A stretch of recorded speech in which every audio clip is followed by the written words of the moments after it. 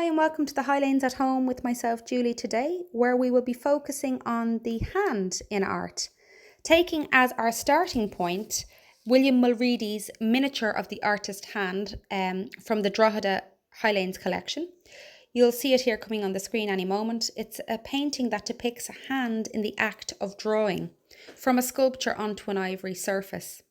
Now, William Mulready was active in the 18th and early 19th century, and he was a royal academician, so he was very well respected and well renowned during his lifetime.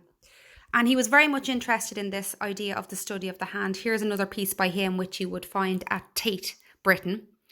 And you can see the study of numerous hands there. And he did lots of these sketches. There's William Mulready, his tombstone, his grave.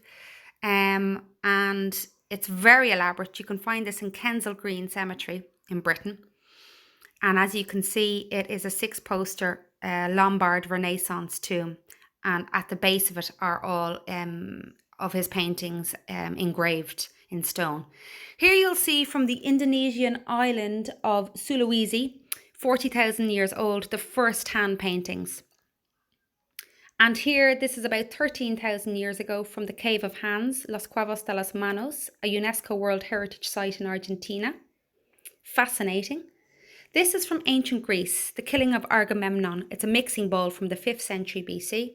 Very flat and two-dimensional, but nonetheless the hands are there, as you can see, stretched out.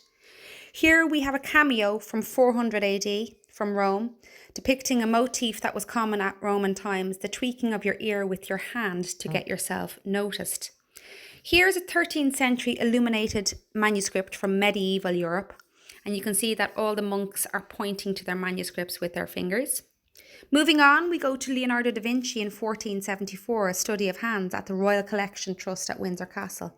And you can see just the movement and the detail of the sketches here. And again, the anatomical sketches by Leonardo da Vinci of 1510, just full of information and full of technical detail in the drawing. So he's really looking at them in a scientific manner now. He's looking at the movement, the muscles, the tendons, just stunning. Here we have from around the same time period, Raphael, upraised hand with a palm facing outward, 1518. And again, it's truly beautiful. The workmanship in this sketch is stunning. Probably the most famous image of hands in all of art history is the creation of Adam from 1512 by Michelangelo at the Sistine Chapel.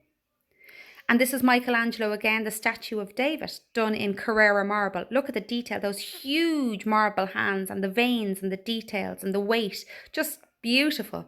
Here is Guericol, a French artist, and he was really interested in the form of the hand and capturing the realism of the hand. As you can see here, that's a sketch. This is a cheeky little one from the French Revolution called La Discrète, where he's shushing the viewer not to speak about the French Revolution because it's much wiser to stay quiet. Here we have Elizabeth Louise Vigée Lebrun, a self-portrait of her painting, detail of her hands.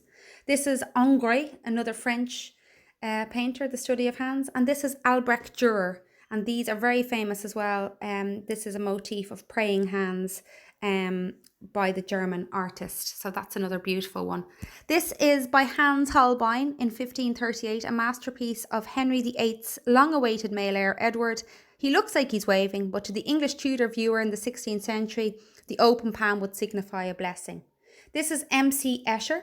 We're going into the 20th century now, and these are twisting hands sketching, as you can see. And this is Giorgio di Chirico, a surrealist painter, and there's that beautiful hand of David that we just saw on the statue a few moments ago.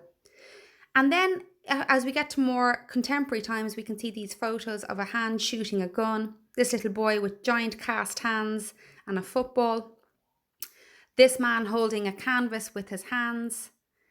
And then we see this photograph of a nana, grandmother, with her grandchild. And again, we see this idea of mobile floating hands as a sculpture. And last of all, we can see Yves Klein, the famous painter here, with a blue hand. So just remember all of these. And before we go on to our workshop, remember that we're going to be looking at William Mulready and this idea of hands before we go ahead and make our own beautiful hand masterpieces that we're going to do now.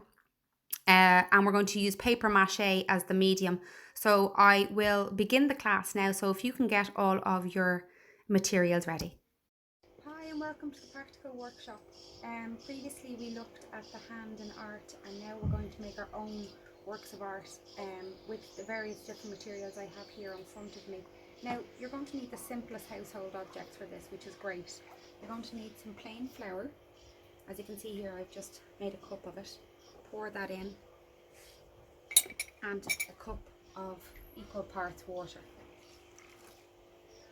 Now you're just going to mix all that around till you get a pasty substance that's kind of like almost like a pancake mix, but without making the pancakes. And if you put in a little bit of salt, that just preserves it, and when you make your object, it's not going to go mouldy after a couple of days. So just a little bit of salt helps that. Just put a little bit. Oh, hold on, bear with me. Just a little bit of salt there, like the equivalent of a tablespoon. And mix it all around like so until you get a nice smooth consistency. Now the other things that you're going to need, so that was flour, some salt and some water, and obviously a container to mix your stuff in. You're going to need a toilet roll, so they're very controversial at the moment. So you're going to need that little bit of cardboard, and you're just going to need a vinyl glove. Okay, the next part is you're taking your plastic glove and you're literally just going to blow it up to full capacity and tie a knot in it. And you should have something that looks like that. And then at that point you're going to take your toilet paper holder, cardboard part, and literally place your glove inside like that. Move this here. And then you're going to take your kitchen roll and literally just cut it into lots and lots of strips, lengthways like that. Okay? And you're going to place each strip then into your mixture that you made a little bit earlier, like so. Just show you briefly now. Now try and get some of the excess. Oh, it gets a little bit gungy here, so don't worry about that, and little bits break off, but that's okay. That's all, it's all trial and error. Just try and get the excess off so you have something like that, okay? And you're going to just start by smoothing it onto your glove. And you need a couple of layers, so after you've done about one layer of this, I would recommend doing about 2 more, so 3 in total, okay? And again, as I said, smooth off. Okay, so now all the hard work is done and you've layered up all your kitchen towel over and over again and wrapped it around the fingers of the glove and down to the base. And also your toilet paper roll should be covered with all of this paste and this kitchen roll as well. And now all you have to do is sit back and relax and let that dry for, as I said, a minimum of 12 hours. But the best kind of drying time is about 48 hours. And I'll come back to you then for the next stage. Best of luck. Now it's 24 hours later with our hand sculpture, and it's been drying in this cup overnight. And as you can see, it's definitely become more solid, but it's not quite there yet. It's going to need another day to dry. And ultimately what we want to do then, our next step will be to put our hand into our toilet roll holder and bandage it all together with some more papier-mâché. We'll put a band around here and attach them both together so they become one. And then we'll have to let that dry a little bit further, and then our hand will be ready to decorate. Now I managed to get the glove out, which is great news. And now I'm just going to fix these onto each other. I've made more of the paste that we saw earlier, except this time I've put, if you can see here, thicker sheets of kitchen roll, okay? Because we're going to pop the hand onto the toilet roll. So just smooth that out there if you can. Try and get all the excess off like before. And just bear with me a second. I'm just going to pop the hand on there, okay? And basically you're just going to mesh the two of these together. Okay, so when this dries, it should be all one piece then. Okay, it's a wrap. We're at the final stages now of the papier-mâché. We have placed the hand and the wrist together with our kitchen paper, as you can see. And the good news is you're going to have to wait another 24 hours. So everyone's going to have to be very patient during this process, both the parents and the children and the adults who are doing this class as well. So when this dries in about 24 hours, and you can use a hairdryer if you like, not at the moment when it's this wet, but when it's nearly dry, if you use a hairdryer, it kind of speeds up the process a little bit. When it's completely dry, then we can go to the decoration part. So then we can, take out our paints, or if we're going to use markers or whatever it is, we're going to use tissue paper, anything that you like at that point then to decorate. Okay everyone, the moment has finally come. The hand is completely rock solid. It's completely dry. Now it's only taken 5 days. So you will have to be very patient throughout this process. So it is a messy thing to make at the beginning because you have all that paste as well. So it's going to be messy and it's going to be long, but it's very rewarding because when it is dry and it's solid like this, you can really see that it's a great piece of art to start working with.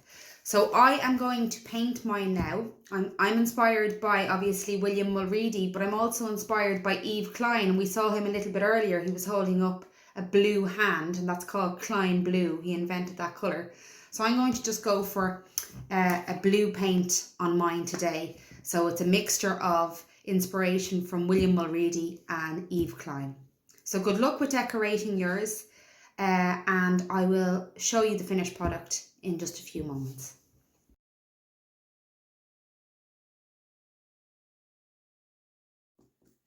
Okay, because the surface is kind of craggy, the way the tissue paper dries out, when you're painting it, you may need to just dab all those little bits to colour them in, okay? So just continue like this all the way around until you're finished. Okay, girls and boys, I have still painting to do, but I'm nearly there. It has to dry and whatnot, so I won't keep you any longer. Thank you so much for coming on this journey, this papier-mâché journey with me over the past few days. Please do, if you can, send in your responses to this workshop so we can see your beautiful work again. And another thing that inspired me about the hand was this idea that the lack of touch that we have recently, we're wearing gloves going to the supermarket. We're not allowed to visit our loved ones. So the idea of the hand and communication is also a theme running through the workshop today as well. So, I mean, it's a good opportunity to create a piece of art that we can keep and remember our time in quarantine and lockdown by.